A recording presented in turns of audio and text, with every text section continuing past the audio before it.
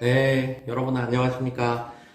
대한변호사협회 등록된 보험소송 전문 김경남 변호사입니다. 자, 금일은 제가 우체국 공무원으로 근무하시는 이 의뢰인분을 대신하여서 렌터카 공제조합 상대로 교통사고 손해배상 소송 진행해서 승소한 사례 소개해드리고자 합니다.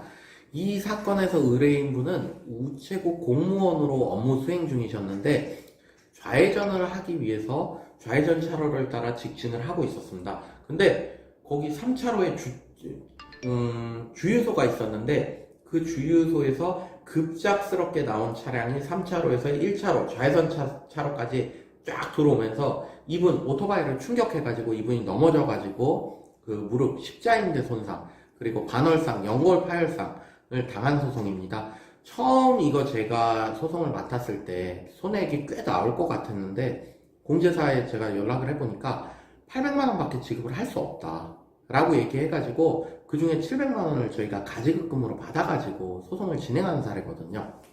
그 소송 진행한 결과 결국 화해 공고 결정으로 소송이 마무리됐는데 9,200만원 상당의 화해 공고 결정금 그리고 미리 받은 700만원 그거 합해가지고 한 9,900만원 정도의 사건이 마무리된 건입니다.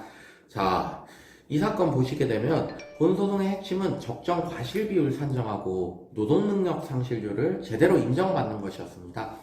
우선 이 책임 제한과 관련해서는 저희 쪽에서는 가해 차량이 주유소에서 출발해서 3차로에서 진입을 해가지고 18m밖에 되지 않는 거리를 이동하면서 1차로까지 사실상 이렇게 횡단에 가까운 방식으로 진입을 하였다는 사실을 그 도로 뷰 있잖아요, 네이버 그거 하고 도로 사진하고 그런 부분 지도 그런 걸로 해서 입증을 했습니다.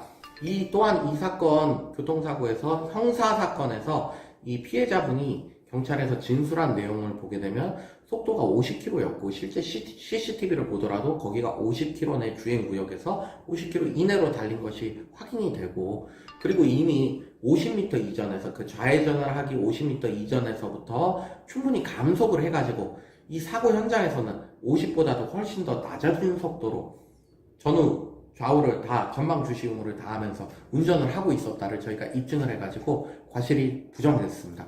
두 번째로는 법원 신체감정의가 이 사건에서 이 피해자분한테 이 좌측과 우측에 이런 동요도 차이가 4mm가 남아가지고 9.7%의 노동능력이 상실된 것으로 봐야 된다라고 이렇게 결과를 받았는데 저희가 측정해보니까 4mm 정도가 맞아가지고 그 노동능력 상실률을 더 높일 수는 없었어요. 근데 상대방 측에서 주장을 하기로는 이거는 우리가 객관적으로 측정을 할 수 있는 텔로스 방식이 아니라 GNRB라는 새로운 기구를 도입을 해가지고 그게 더 우수하니까 그걸로 측정을 해야 된다고 주장을 했습니다. 근데 저희 쪽에서는 과거 법원 판례들을 봤을 때 실제 대학병원에서 지금 주로 보급된 것이 텔로스 기구고 그리고 텔로스 기구로 측정한다 해도 객관적으로 정확한 결과가 반영될 수 있고 오히려 GNRB 같은 경우에는 더 부정확한 결과가 발생될 수 있다고 이렇게 평가된 것 그런 부분들을 판례들을 종합해서 내서 결국 GNRB를 주장하는 피고 측 주장 배척되고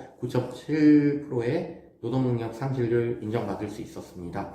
자, 여러분들 교통사고 소송에 있어서 가장 핵심은 첫 번째로는 과실 비율, 두 번째로는 후유장애, 세 번째로는 소득, 이 세 부분입니다. 높은 후유장애율이 인정되고 소득이 높은 사건에서는 과실 비율 10%에 따라서 배상 금액이 어마무시하게 달라집니다. 자, 청구액이 3억인 사건에서 10%만 과실 비율이 높아져도 3천만 원 더 받을 수 있고요. 20%만 높아지면 6천만 원 더 받을 수 있습니다. 그렇기 때문에 이 부분 관련해서 꼭 전문가 관련해서 10%, 20% 올리는 것이 핵심이고요.